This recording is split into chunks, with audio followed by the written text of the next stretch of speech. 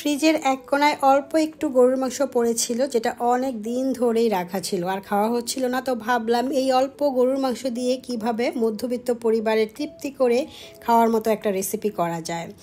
মাংসগুলোকে আমি ছোট ছোট পিসেস করে কেটে নিয়েছি এবং খুব ভালো করে ধুয়ে নিয়েছি। ধোয়ার পর দেখতে পেলাম মাংসের কালারটা একটু সাদাটে হয়ে গেছে। তারপর প্রেসার কুকারে পরিমাণ মতো তেল দিয়ে পেঁয়াজ দিয়ে ভেজে নিয়েছি, 2টা শুকনো মরিচ দিয়েছি। তারপর যখন ব্রাউন কালার হয়ে গিয়েছে পানি দিয়েছি, সেই সাথে এখানে আদা রসুন জিরা বাটা একসাথে করা ছিল, সেটা আমি দিয়ে কিছুক্ষণ নেড়ে নিয়েছি। এবার এক এক করে গুঁড়া মশলাগুলো দিয়ে দিচ্ছি। প্রথমে হলুদের গুঁড়া দিয়েছি, ধনিয়ার গুঁড়া দিয়েছি, মরিচের গুঁড়া দিয়েছি আর দিয়েছি গরম মশলা, যেটা গরুর মাংসের মশলা আর কি, এলাচ দারচিনি গোলমরিচ লবঙ্গ, তারপরে হচ্ছে লবণ। তো সব কিছু দিয়ে মশলাটাকে খুব ভালো করে কষিয়ে নিয়েছি। একটু স্পাইসি করার জন্য এখানে আমি টমেটো ব্যবহার করেছি, এতে করে একটু মাখো মাখো হবে, মশলাটা গ্রেভিটা সুন্দর হবে। তারপর তেজপাতা দিতে ভুলে গিয়েছিলাম, সেটা আমি দিয়ে দিয়েছি। এবার আরও কিছুক্ষণ আমি নেড়ে কষিয়ে নিয়েছি মশলাটাকে।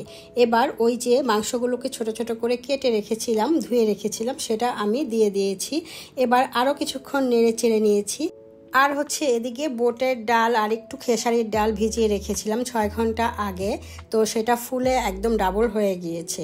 ভালো করে ধুয়ে আমি ওই কষানো মাংসের মধ্যে সবগুলো বুটের ডাল খেসারির ডাল দিয়ে দিচ্ছি। 2 ধরনের ডালের মিশ্রণ আর হচ্ছে কিউব করে কেটে রাখা আলু। তো এগুলো দিয়ে অল্প একটু গরুর মাংস রান্না করার পর রেজাল্টটা দেখতে পেলাম এত মজার ছিল যে পরিবারের সবাই খুবই মজা করে খুবই তৃপ্তি করে খেয়ে নিয়েছে এবং একবেলার জায়গায় 2 বেলা খেতে পেরেছে।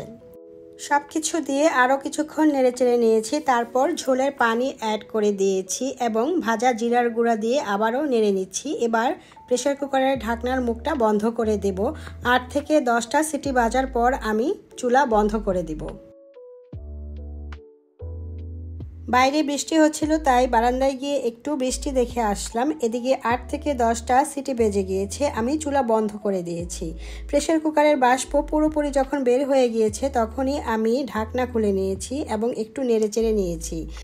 ঢাকনা খুলে যখন নাড়াচাড়া করছিলাম তখন জাস্ট এই ডালটা থেকে এত মজার একটা ঘ্রাণ আসছিল, কি বলবো, একদমই মনে হচ্ছিল না যে অনেক দিনের পুরাতন একটা মাংস দিয়ে এই রান্নাটা করেছি। আর আমি একটা বাটিতে বেড়ে নিয়েছি, ফাইনাল লুকটা দেখতে পাচ্ছেন।